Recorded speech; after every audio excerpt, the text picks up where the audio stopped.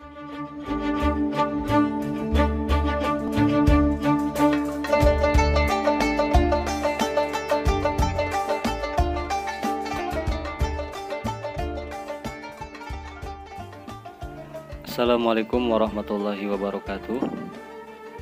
Di semester 2 untuk kelas 11 kita mulai pembahasan pelajaran pendidikan akhlak dan budi pekerti dari bab 7, yaitu tentang beriman kepada Rasul-Rasul Allah. Pengertian iman kepada Rasul. Iman kepada Rasul berarti meyakini bahwa Rasul itu benar-benar utusan Allah yang ditugaskan untuk membimbing umatnya ke jalan yang benar agar selamat di dunia dan akhirat. Di sini ada tabel perbedaan antara Nabi dan Rasul. Nabi adalah manusia pilihan yang diberi wahyu oleh Allah Subhanahu wa taala untuk dirinya sendiri dan tidak mempunyai kewajiban untuk menyampaikan pada umatnya. Sedangkan Rasul adalah manusia pilihan Allah yang diangkat sebagai utusan untuk menyampaikan firman-firman-Nya pada umat manusia agar dijadikan pedoman hidup. Lebih jelasnya, Nabi menerima wahyu untuk dirinya sendiri, ya. Sedangkan Rasul menerima wahyu dan bimbingan kepada dirinya dan untuk umatnya. Artinya Rasul memiliki pengikut. Next, sifat-sifat Rasul. Sifat wajib yang harus dimiliki Rasul, yaitu Rasul sebagai utusan Allah memiliki sifat-sifat yang melekat pada dirinya. Sifat ini sebagai bentuk kebenaran seorang Rasul. Sifat-sifat tersebut adalah sifat wajib, mustahil, dan sifat jaiz. Di sini sifat wajibnya yang pertama sidik. Kita tahu bahwa sifat wajib Rasul adalah 4. Sidik, amanah, tabligh, fatonah. Sidik. Sidik yaitu selalu benar atau jujur. Nabi besar Muhammad SAW tidak pernah sekalipun berbohong. Amanah yaitu Rasul selalu dapat dipercaya. Di saat kaum Nabi Nuh alaihissalam mendustakan apa yang dibawa oleh Nabi Nuh, Nabi Nuh diberi wahyu oleh Allah, "Hei Nuh, bikin bahtera yang besar." Ya, namanya Rasul harus nurut. Enggak perlu nanya apa-apa lagi. Dan hanya orang-orang yang beriman dengan Nabi Nuh selamat di dalam bahtera itu. Artinya seorang Rasul itu selalu dipercaya, dapat dipercaya. Tidak mungkin dia tidak bisa dipercaya. Amanah itu dapat dipercaya bisa diartikan kalau kita dititipi sesuatu itu kita bisa menjaga. Nah, seorang Rasul itu dititipi oleh Allah ajaran untuk menyembah Allah. Maka dari itu seorang Rasul apapun tantangannya, apapun kendalanya pasti akan mengemban amanah itu, akan sampaikan itu, meski nyawa harus taruhannya gitu. Tabligh yaitu menyampaikan wahyu kepada umatnya. Sedangkan tadi Nabi itu tidak memiliki umat, hanya untuk dirinya sendiri.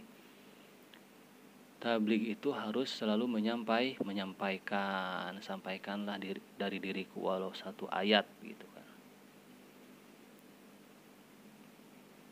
Tidak mungkin ada ayat Allah yang ditutupi, tidak mungkin ayat Allah yang disembunyikan dan tidak disampaikan. Pasti semuanya disampaikan, entah itu baik ataupun buruk, entah itu kabar surga, entah itu kabar siksaan neraka. Yang keempat, sifat yang harus ada di diri Rasul adalah fatonah, yaitu cerdas. Tidak mungkin seorang Rasul itu bodoh. Nabi Muhammad pun cerdas, strategi perangnya bagus ya. Apalagi beliau dibimbing oleh malaikat yang selalu menjaganya. Strategi cara berbicaranya juga bagus ya. Hikmah beriman kepada Rasul. Pentingnya orang Islam beriman kepada Rasul bukan tanpa alasan, di samping karena diperintahkan oleh Allah juga ada manfaat dan hikmah yang dapat diambil. Yaitu makin sempurna imannya, terdorong untuk menjadi contoh dalam hidupnya, terdorong untuk melakukan perilaku sosial yang baik, memiliki teladan dalam hidupnya. Dalam Quran surat Al-Ahzab ayat 21. A'udzubillahi minasyaitonirrajim. Bismillahirrahmanirrahim. Laqad kana lakum fi Rasulillahi uswatun hasanatun liman kana yarjullaha wal yawmal akhir wa dzakarallaha katsira. Sungguh telah ada pada diri Rasul itu suri tauladan yang baik bagimu, bagi orang yang mengharap rahmat Allah dan kedatangan hari kiamat, dan yang banyak mengingat Allah. Artinya seorang Rasul itu gerak-geriknya patut dicontoh, entah itu cara duduknya, entah itu cara berjalannya, pokoknya segala kehidupannya patut untuk dicontoh. Di sini ada rangkuman. Nabi adalah manusia pilihan Allah yang diberi wahyu untuk dirinya sendiri. Jumlah nabi berdasarkan hadis riwayat Ahmad ada 124.000 nabi. Jumlah rasul berdasarkan riwayat Ahmad ada 315 rasul. Sifat-sifat yang dimiliki rasul, sifat wajib yaitu as-siddiq, amanah, tabligh, fatanah. Sifat mustahilnya al-kazib, bohong. Tugas para rasul adalah mengajarkan tauhid, mengajarkan cara beribadah, menjelaskan hukum-hukum Allah dan batasannya bagi manusia, memberi teladan kepada umatnya, memperbaiki jiwa manusia. Lebih ke yang pertama, tauhid.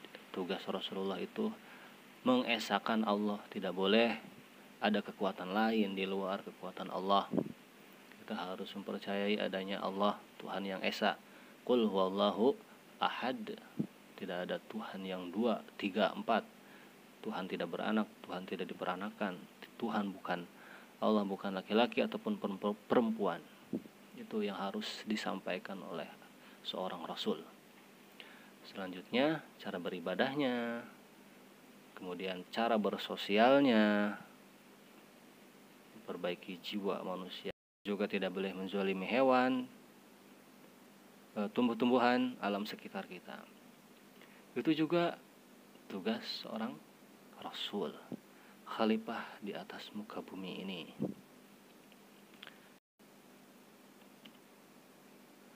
Soal, jelaskan perbedaan antara nabi dan rasul.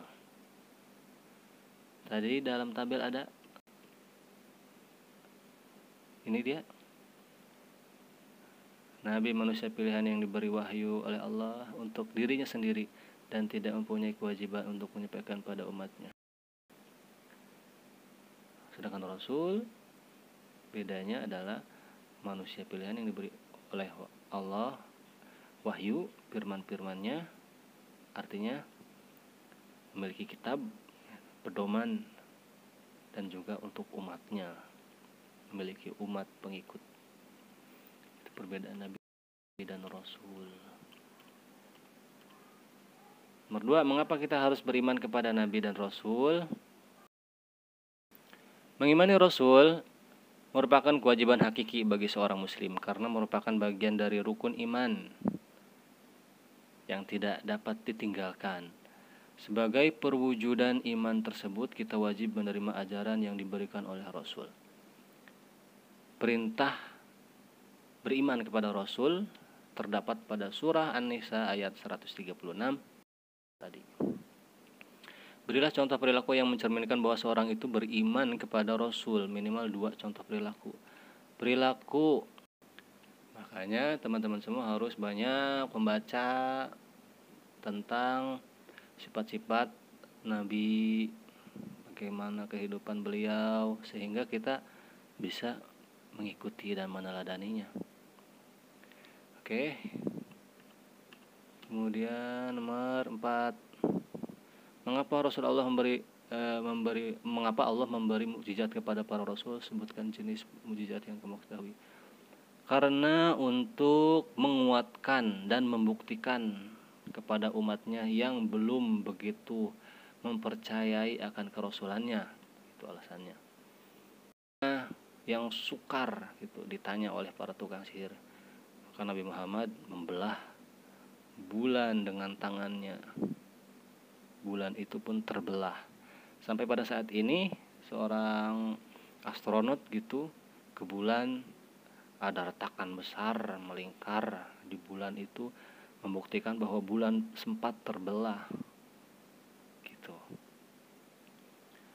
Dan mukjizat yang lain, di kuku beliau pernah keluar air sehingga para orang yang kehausan, tentara yang kehausan minum dan lain sebagainya. Kemukjizatan, keistimewaan yang lain banyak lagi. 5. Buatlah contoh perbuatan seorang Rasul yang menunjukkan bahwa ia seorang sidik, amanah, tabligh, fatonah. Sidik, ketika Nabi berkata jujur tentang Isra Mi'raj aja. Aku telah naik ke langit ke-7 sampai ke atasnya. Orang-orang yang lain tidak percaya. Sementara seorang nabi itu tidak pernah berbohong. Itu contohnya. Amanah, menyampaikan kewajiban tentang sholat. Walaupun orang-orang tak tahu bagaimana caranya sholat, beliau menyampaikan tabligh. Seberapapun tantangannya harus disampaikan. Fatonah, beliau itu pintar, cerdas. Bagaimana caranya? Tidak harus les privat sholat gitu, nggak usah. Kalian lihatlah bagaimana cara aku sholat, maka ikutilah. Artinya bahwa sahabat-sahabatnya harus dituntut untuk rajin ke masjid, melihat gerak-gerik sholat beliau.